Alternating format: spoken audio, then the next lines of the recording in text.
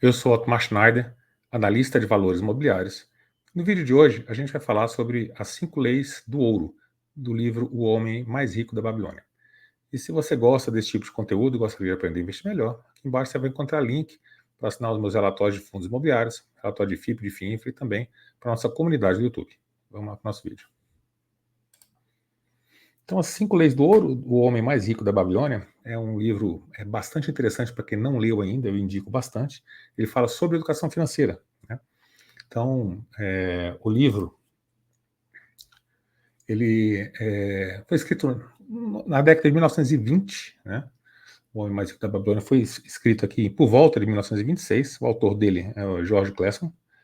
É um livro sobre educação financeira, basicamente, né? Então, foram vários contos que esse autor pegou, né, das histórias da Babilônia, e trouxe vários contos que ele escrevia ao longo do tempo e fez esse livro, né? E essa parte, né, a parte de educação financeira, é a área mais importante dos investimentos, né? Tudo começa com a parte da educação financeira, né? Você gastando menos do que você ganha, investindo com diligência uma parte dos ganhos, né? Então, esse livro é um clássico, um livro que vale bastante a pena ser lido. E aí tem um dizer aqui do livro, né, que eu acho muito interessante. Ele fala: o ouro está reservado àqueles que conhecem suas leis e permanecem fiéis a elas. Então eu vou falar das 5 leis do ouro e vou falar de algumas frases, né, bem bacanas que o livro traz. E depois, né, se tiverem curiosidade, eu acho que vale bastante a pena você ler o livro na íntegra. Então, qual que é a primeira lei do ouro, né? Ele fala o seguinte: o ouro vem de bom grado e numa quantidade crescente para todo aquele que separa não menos de 1/10 de seus ganhos. Então, a primeira grande lei, né, é você separar uma parte de tudo que você ganha, no mínimo 10%, e investir de forma diligente. Então, é o primeiro grande desafio de todo mundo, e eu acho que é talvez a parte mais difícil de todas, é você parar de gastar mais do que o que você ganha, ou igualar, né, gastar tudo que você ganha. Então, a pessoa que consegue essa primeira fase, acertar as contas, né, tirar as dívidas e começar a sobrar um pouquinho do salário para começar a investir, é o maior desafio, né? Aí depois o restante é aporte mensal, né? Todo mês você fazer o aporte, né, de pelo menos 10% do que você ganha, ter disciplina, né, não faltar nenhum mês, estar sempre fazendo esses aportes e deixar o tempo passar, né? E o tempo vai fazer o papel dele, né, de juros compostos, né? Então a primeira lei, eu acho que é bastante importante, vai complementar as outras, né, que é separar não menos do que 10% de tudo que você ganha. A segunda lei do ouro: o ouro trabalha de forma diligente para o homem prudente que encontra um bom e lucrativo emprego para ele. Então você tem que investir, né, de forma lucrativa, ou seja, remunerar bem o seu capital. Então, investir em bons ativos, né, é uma das coisas que você tem que pegar dessa segunda lei, né? Então, se você tem que investir de forma prudente, você tem que investir em uma coisa que você conhece, é um bom ativo, né, que tem um retorno interessante. Aí ele fala assim: um fluxo constante de moedas de ouro faz com que sua bolsa esteja sempre cheia, né? Então, investir em ativos que tenham um fluxo de ouro constante. E se você pega alguns vídeos do Warren Buffett, ele fala muito nessa essa questão de ouro. Você fala assim: ó, se você tivesse investido em ouro 70 anos atrás, né, você colocasse, né, todo esse ouro dentro de um cofre, quando você abrisse a portinha do cofre, ele ia ter exatamente a mesma quantidade de ouro, né? Ele não teria produzido absolutamente nada. Quando você investe, né, em imóveis, em empresas, em coisas que geram renda, né, mensal, a quantidade, né, de ativos que você tem, ele vai aumentando, porque essa renda vai comprando novos ativos, né? Então ela se multiplica ao longo do tempo. Se você colocasse tudo dentro de um cofre, esses ativos, né, e esse dinheiro fosse caindo lá dentro, ele fosse sendo reinvestido de forma automática, quando você abrisse o cofre daqui a 70 anos, você teria muito mais ativos. Então ele fala, né, que esse fluxo constante de moedas é muito importante para quando você quer, né, fazer, né, um patrimônio aí ao longo do tempo, né, construir um patrimônio interessante ao longo do tempo. Terceira lei que o livro fala: o ouro busca a proteção do proprietário cauteloso, que o investe de acordo com os conselhos de homens mais experimentados em seu manuseio. Então, ser cauteloso, né, não investir em qualquer coisa. Esse dinheiro que você consegue guardar, a parte que você consegue reter do seu salário, né, que vai pagar a você e não aos outros.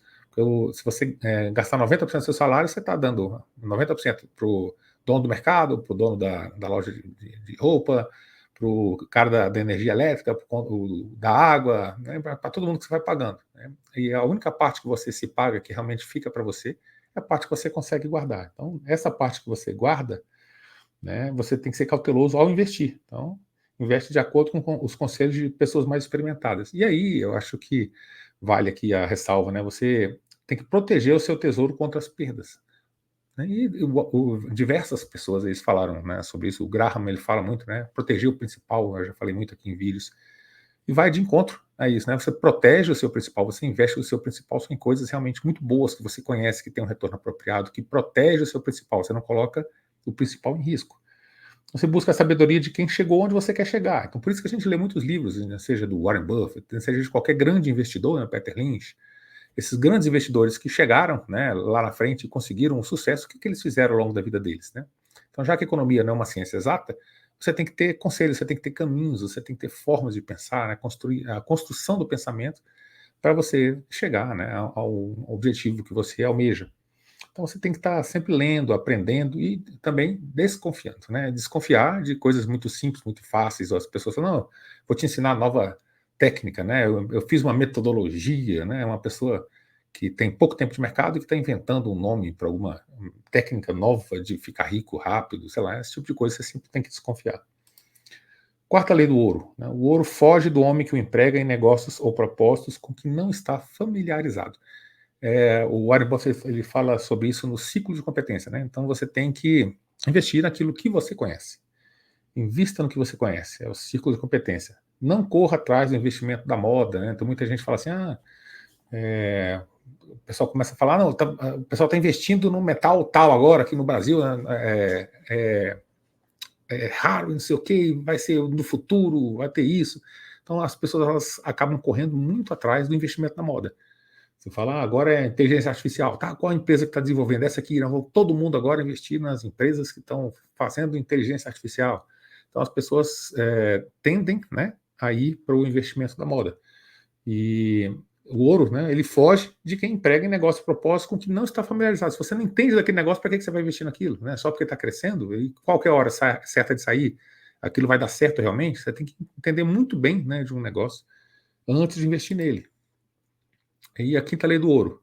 O ouro escapa ao homem que o força a ganhos impossíveis, né? Muita gente falando, eu te prometo aqui 1% ao dia, 2% ao dia, né? Tem um monte de pirâmide financeira falando isso. Então, o ouro escapa ao homem que força a ganhos impossíveis ou que dá ouvidos a conselhos enganosos de trapaceiros e fraudadores. Aí a gente entra em um monte de questões aqui, né? São as pirâmides financeiras, são as pessoas que acham que vão ficar ricos às custas, né, de um rendimento que não existe em bolsa de valores. Você promete a não sei quantos por cento ao mês, uma coisa absurda que não existiria. Diversos tipos de golpistas, né? Investe o dinheiro comigo, eu tenho uma plataforma que faz tal coisa, eu tenho uma equipe de traders que faz 2% ao dia. Tudo isso é golpe, né? E também a gente tem que fugir dos profissionais de mercado inescrupulosos. Então a gente tem vários exemplos, né, na mídia aí, de profissionais de mercado que falaram, eu quero que você invista nisso aqui, né? O cara transfere o dinheiro, perde não sei quantos milhões, né? Faz o que então, assim, eles prometem um monte de coisa que não vão cumprir, são remunerados por pior, né? Pelo produto pior que ele consegue te vender, e você não entende aquilo que está acontecendo, você pegou o seu dinheiro do seu trabalho, investiu, né, em uma coisa que você não conhecia, né, então você já contrariou algumas leis aí, né, você tem que conhecer aquilo que você investe, e confiou, né, nas pessoas que estão sendo remuneradas para te vender produtos ruins, né, então você tem que pensar muito antes disso, né, essa quinta lei, ela fala sobre isso, não force seu dinheiro a ganhos impossíveis e não dê ouvidos a conselhos enganosos, trapaceiros e fraudadores. Então estude. Né? Não tem como você aprender a mexer com o seu dinheiro, que você ganhou ao longo de muitos anos, né, e fazer com que ele trabalhe realmente para você em bons investimentos, se você dá ouvido a pessoas, né, que têm interesses diferentes, né, do seu interesse. E aqui tem mais algumas reflexões, né, para terminar aqui, mais algumas reflexões do livro. Ele fala, tem algumas frases que eu gosto muito, né, do livro, eu trouxe 3 aqui para vocês, né. A riqueza de um homem não se acha na bolsa que ele carrega. Né? Então, uma bolsa cheia de ouro, né, não é a riqueza do homem. É uma bolsa gorda, né, ou seja, cheia de ouro, ela fica logo vazia se não houver um constante fluxo de ouro. a bolsa de ouro, ela precisa de um fluxo de ouro, né? Então ela vai esvaziando, no outro mês ela enche de novo.